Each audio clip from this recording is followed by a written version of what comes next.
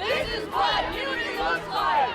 Right now on Up with KREM, college students in Idaho protest as the state's Board of Education looks to get rid of DEI at every public university. And the wet weather is sticking around. I'll take a full look at your forecast and let you know what to expect for the weekend.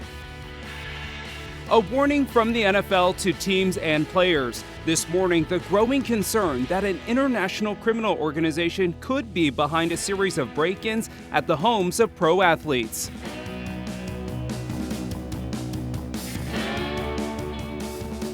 Up with KREM begins now.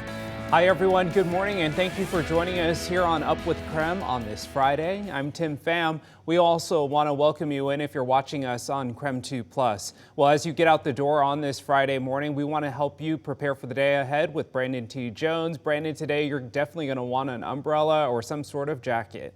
Yeah, good morning, Tim. I mean, just take a look at the live radar right now. You can see there's already some rain falling down early this morning around 3:40, 4 o'clock or so. The rain was coming down. So it's going to be like that throughout the day. And you can see a little bit of that yellow and the orange on the screens.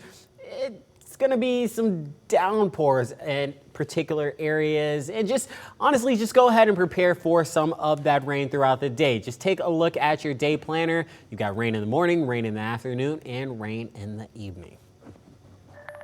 Now let's take you live outside with a live look at I-90 and Havana in Spokane Valley. You can see the rain through those headlights. It is kicking up for sure on the roadways.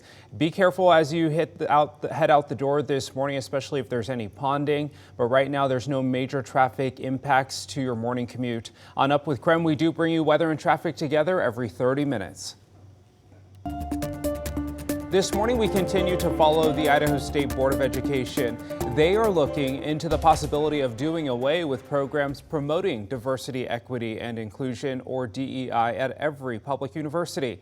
At a meeting yesterday, the Board of Education considered adopting a resolution that would eradicate those programs. No action was taken during the discussion.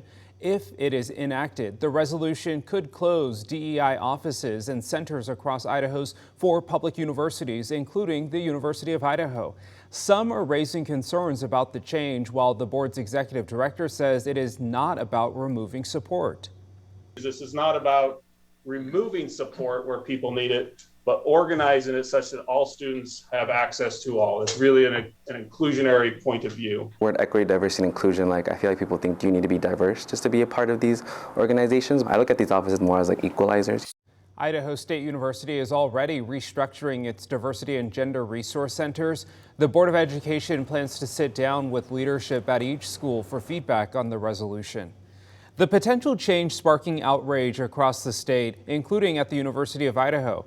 KREM 2's Connor McAvoy drove to Moscow to talk to students protesting against the change. I'm here at the University of Idaho, where students protested across campus on Thursday after finding out that diversity, equity, and inclusion programs could be taken away. This is what unity looks like! Strong words from U of I students as dozens walked across campus after hearing word about DEI offices potentially being closed down.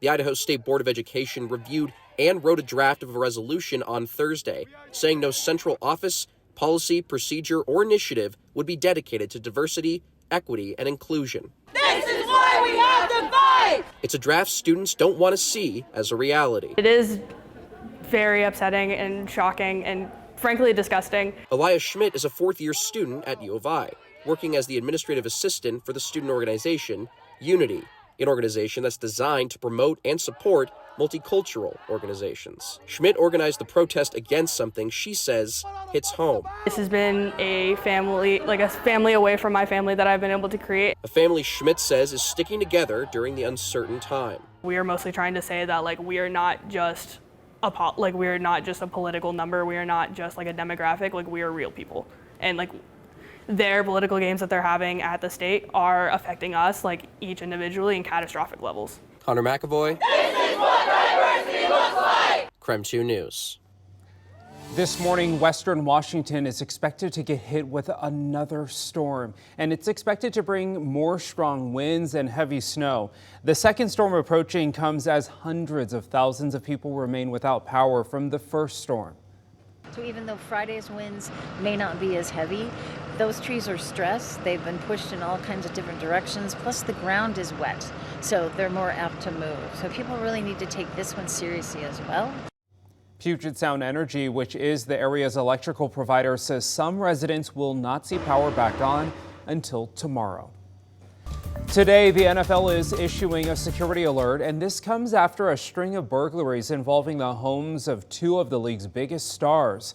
Last month, authorities responded to the break-in at the home of Chiefs tight end Travis Kelce, and the day before there was one at the home of quarterback Patrick Mahomes.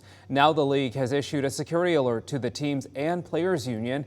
In a memo obtained by the Associated Press, the NFL said the group survey players' whereabouts and target their homes on game days. You got 53 players on each team plus the coaches. They're not going to be at their house. Now, if there's nobody at the house at all, that gives the criminals the opportunity. Milwaukee Bucks forward Bobby Portis is offering a reward for information after posting a video he says shows people breaking into his home while he was working. The FBI is investigating whether a South American crime ring is behind the burglaries. Washington State football continues to prepare for their game tomorrow against Oregon State. This comes after a loss last week to New Mexico. Coach Dickert saying the loss was insanely disappointing and unacceptable, with it erasing the Cougs' playoff chances. Despite the fact that WSU won't play for a national title, Coach Dickert says his team is focused on finishing the fight. And obviously, coming off a loss, I expect them to be ultra focused and energized and ready to go to work. Oregon State's not our buddy. Right? You know what I mean? They would have left us as fast as we would have left them. You know what I mean? It just is what it is. It's one of our biggest rivals now. That's the way I've looked at it. And that's not bulletin board material. I just hope they would say it the same way. Let's go compete. We've been waiting to compete with these guys. I love Coach Dickert. He keeps it real. He keeps it 100 always. That's right. We're here to compete. Both teams are. The Cougs and the Beavs will kick it off at 4 p.m. tomorrow in Corvallis. And by the way, if you can't get down to Corvallis, you can watch that game right here on KSKN 22. It's the spot to watch Washington State football this season.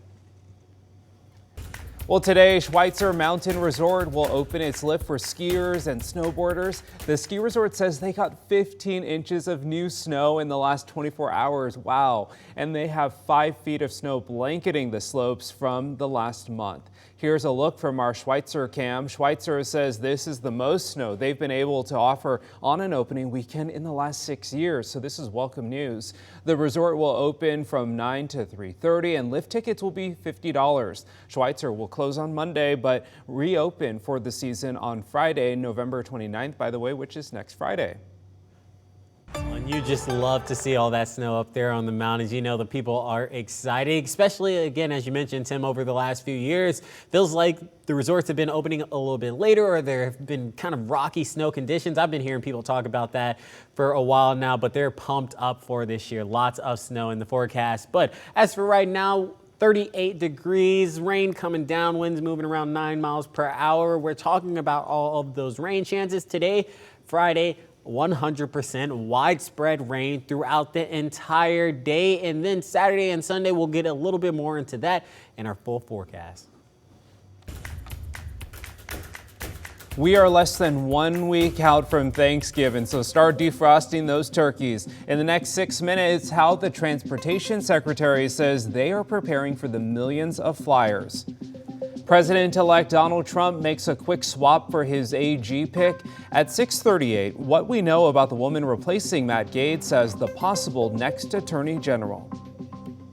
We figure it's an opportunity for us to spread some really good news about the work that's going on in our community, because this work doesn't get recognized too often. These folks aren't asking to be acknowledged, but they deserve it. Break. Last night was the Spokane Human Rights Champions Award banquet, and it was hosted by our very own Tim Pham. The event honored 9 human rights activists from across the inland Northwest. Tim, you got to tell us about it. Oh, it was such an incredible event. So many great stories of people doing really great work in our community. We even recognize the late Happy Watkins and the Black Lens newspaper. But this event is all about celebrating the people doing really great work.